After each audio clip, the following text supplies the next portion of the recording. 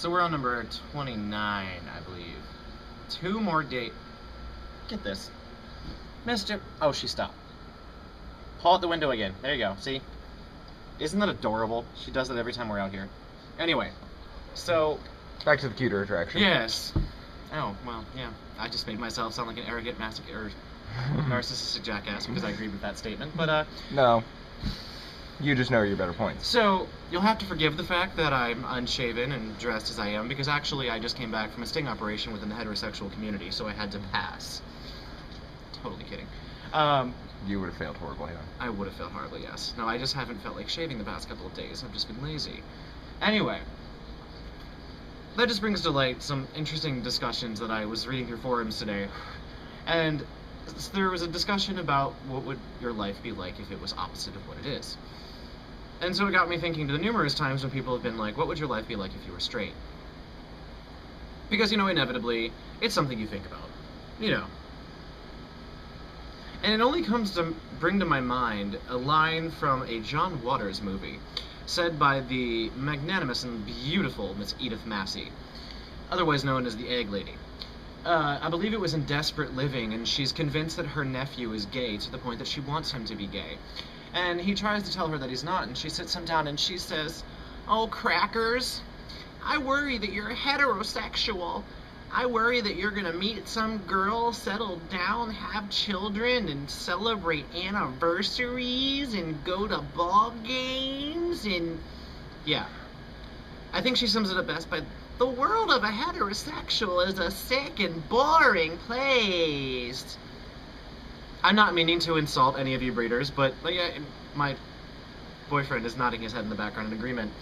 Yeah. But, Yeah. But no, I'm not meaning to insult anyone who's straight that watches my videos, but you just... In my perspective growing up, I've seen what heterosexual life is like, and I'm just like, well, if I was straight, I probably would not have the taste that I do as a gay man.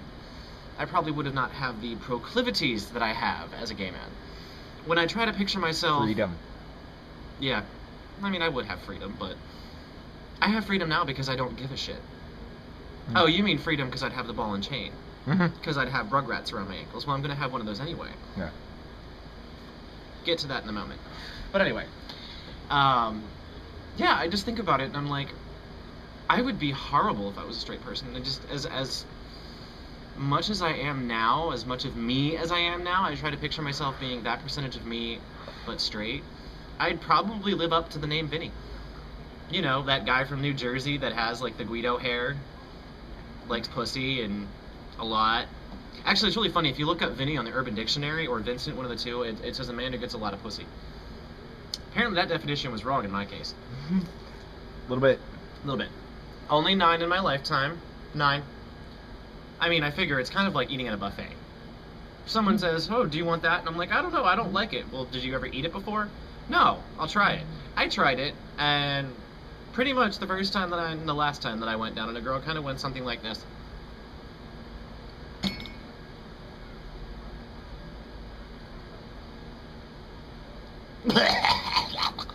She didn't bathe, I guess. I don't know. It just kind of...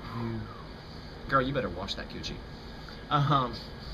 Mind you, that was in the theater at my community college, on stage, because I'm dramatic like that. I don't know. I was reading this forum today where people were talking about what would your life be like. Imagine it, you know, if it was polar opposite of what you are now. And I'm like, God, I'd be married with a kid, probably a teacher, and doing stuff like watching ball games and drinking beer with my other macho straight friends. Don't forget fishing trips. Oh yes, fishing trips. Yes. You see, no, I couldn't do it. I just couldn't. And it to me, it's just it's boring. Like, I have no interest in that lifestyle whatsoever. In fact, I'm thinking of opening up a shelter. Vincent Jade's Shelter at Halfway House for the Wayward Straight Man.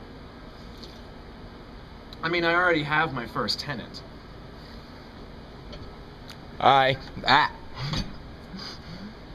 So we drop the bombshell. Yes. So we let the viewers know the truth. All right.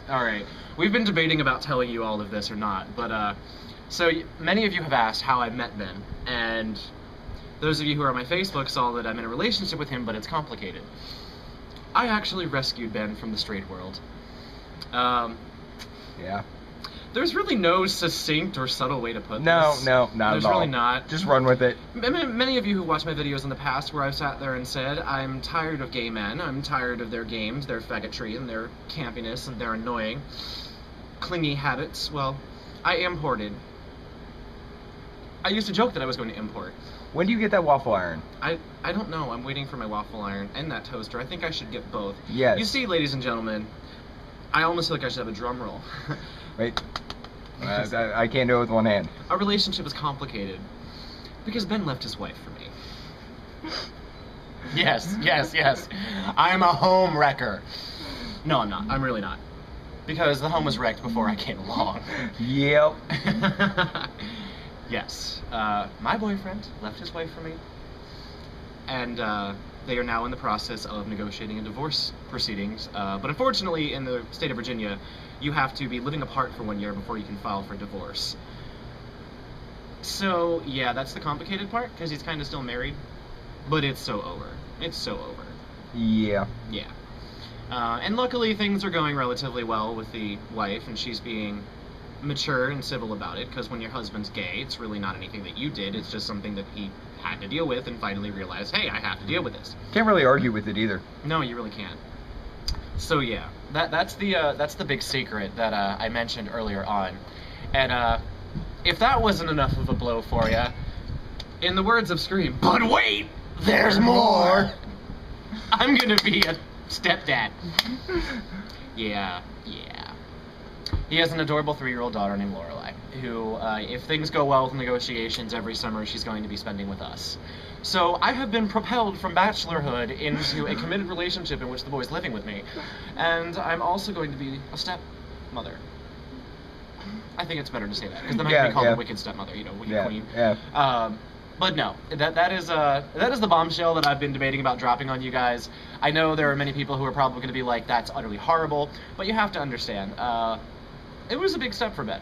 It was a huge step for him, and he's dealing with the ramifications of it. As best as I can.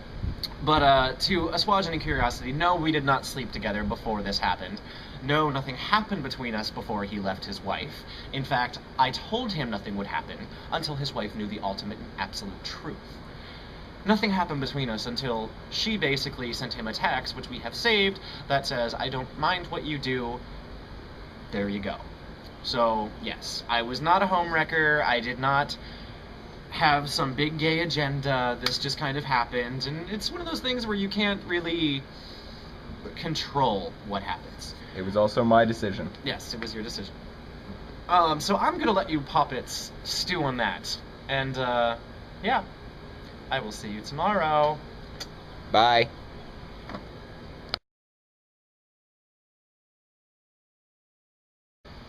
Missa, 202 subscribers now, apparently.